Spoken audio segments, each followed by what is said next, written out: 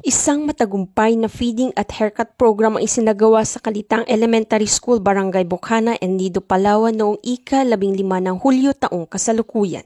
Ang programa ay inilunsad ng 4th Platoon 2nd Palawan Provincial Mobile Force Company sa pangunguna ni Police Captain Erickson R.D. Malaluan, Platoon Leader, at sa ilalim ng pangangasiwa ni Police Major Roel A. Tataw, Acting Force Commander.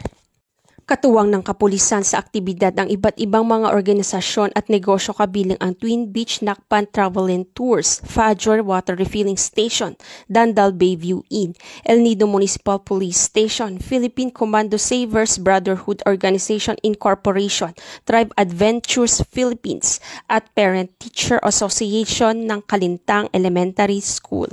Mahigit 360 students ang nakinabang sa libreng serbisyo tulad ng feeding program, libreng gupit at pamamahagi ng mga school supplies. Bukod sa masarap na pagkain at malinis na gupit, naghatid din ng programa ng saya at inspirasyon sa mga kabataan na nakatanggap ng tulong para sa kanilang pag-aaral.